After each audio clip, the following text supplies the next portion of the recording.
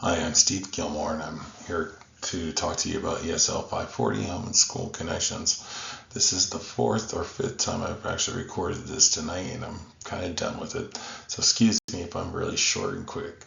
So, what is the role of culture in student learning? How do schools and classroom environment influence language acquisition, and what steps are necessary to create an inclusive environment? Roles and culture of student learning. Culture shapes how a student learns, thinks, engages with educational content. It influences every student, every type of student that we have in our classrooms, their values, their communication styles, their learning preferences. It's cultures everywhere. The cultural context. Students bring culturally shaped perspectives to programs, perspectives and to problem solving, critical thinking. With their different cultures, students from different cultures are able to think outside the box than our normal American students. Motivation and expectations, cultural beliefs influence students' abilities, attitudes towards education, authority figures, and group versus individual achievements. We don't know where these students, what they've gone through.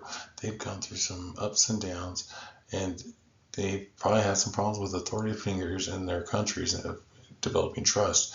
And that could include teachers. So we have to be that person that they can look up to us and say, hey, that's a trustworthy teacher. What are some strategies for supporting and celebrating culture, diversity within instruction? What are some strategies for leveraging home language and cultural assets? Integrate multicultural content in our curriculum for students, because again, we want to make sure that they know that they can get books and any kind of videos or anything that can help them open up their diversity into the American culture from what their normal cultures are could be helpful. Culturally relevant pedagogy. Design lessons that connect to students, cultural backgrounds, and levels and lived experiences. Use real-world examples that reflect diverse population or diverse perspectives. Celebrate cultural events, recognize and celebrate holidays, and cultural traditions from students' backgrounds. Within our school district, we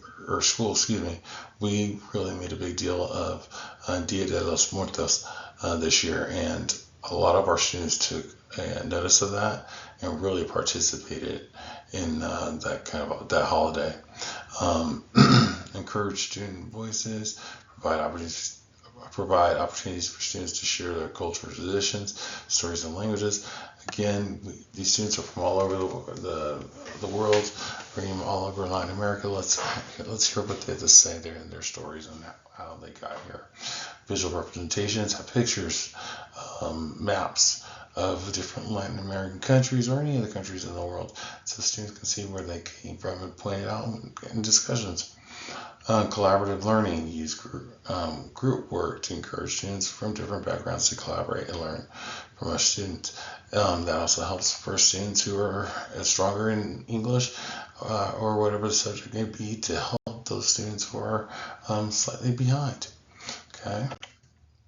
Strategies for leveraging home language and cultural assets. Encourage bilingualism. Let's try to keep that idea that, hey, you can continue to use your language from wherever you're from, but you can also learn the American language and be able to use both of those languages to, as you grow older, receive higher pay and keep in contact with both of your languages. Use translanguaging, Spanglish. It's a wonderful thing. It's a wonderful gift. I use it quite a bit.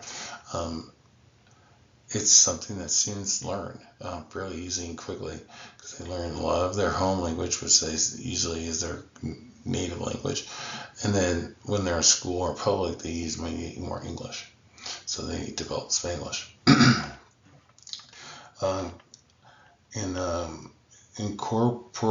Incorporate cultural knowledge. Use student cultural practices and knowledge as starting points for lessons, because sometimes you can use some of that information to help a student touch base and say, oh yeah, I understand what that is because I've experienced that in my own country or whatever it may be, and explain that to their partners and partner with families, work with your families, communicate with your families through different resources in order to understand their language, their culture, and also to keep the parents involved with the students' lifestyle. Provide multilingual resources, include bilingual books, glossaries, technologies, tools like translation, apps, support comprehension. That's huge. Technology is huge nowadays. We can definitely use that in our classrooms for students to develop their education. We also have bilingual books. So grow your classroom library. I have a fairly large library right now for English, and a smaller one for Spanish, but I'm working on it. And I'm also got dictionaries and glossaries and thesaurus in my Spanish side just because I know it's necessary for those students to get the extra support. What are some strategies for responsiveness to the different strengths, needs, and energies of all EL students, including special needs? What are some opportunities and approaches to meet EL's social and emotional needs? Differentiate our instruction. We do that across the board anyway, but we sometimes with our EL students, we have to come up with a little bit more outside of the box, and also we'll think about those same students who may have problems with IEPs and 504 plans. We've got to work within the boundaries and the context that are set out by those teams, so we can make sure our students have the best chance of success. Opportunities and approaches to meet social and emotional needs of EL students, culturally responsive environment, make sure our classrooms are available or are welcoming to our students that reflect the students' culture and identities. We also want to have some books and visuals and have activities in our classrooms for those students and celebrate that multilingualism is a superpower. Building relationships and trust. That's a big deal for some of these students from wherever they're coming from. As I said earlier before, authority figures could be something that could be a trigger for some of these kids. And as teachers, we are considered an authority figure. But we want to make sure we set up that trust with the students and with the parents so they feel comfortable with us. Support peer networks. Make sure you work with your class and let them know, hey, this little Juan is from Nicaragua. So most of you are from Mexico. Why don't you guys get to know him, learn about where he's from, share some stories. That will help to build those friendships. Incorporate role-playing, discussion, and journaling to help students process emotion and experiences. That'll also be helpful. I do that currently right now with my class by having them work on journals every morning, and it seems to open up their mind, gets them to start thinking and using their imagination when they write. Opportunities and approaches to meet social and emotional needs of EL students and continued counseling and mental health resources are available for students that need it, because again, who knows where they came from and how bad it was for them. Parent and community engagement, offer workshops and events to engage EL students or families in their children's education, such as open houses or reading nights for the students to be involved with. Trauma-informed practices, recognize signs of trauma. Sometimes, again, some of these students, we're not sure where they came from or what kind of environments they were involved in the past. So we need to be very cognizant of our actions and how we say things and how we do things sometimes in our classes, because we don't know how that could affect some students. Encouraging student voices, again, let them share however they feel comfortable, either through writing, through discussion in classes, through art. Many students actually prefer doing art to share how they feel, so use it. What's the importance of understanding students' social, emotional, and cultural needs when establishing classroom routines and procedures? Promote inclusivity and equity. For my class, I like to set out the boundaries. I let every student know how they are. When they're out brand new, we go over them. When they first start the year, if they're brand new throughout the year, we go over it again, and we let them know this is the rules of our classes. Not necessarily all the rules I set, but some of these are the ones that our students came up with, and so we all are expected to follow those rules. Build positive relationships with those students. Again, try to set that trust. You got to be there for them. Talk to them. Be empathetic, and show some care that you really are concerned about your students.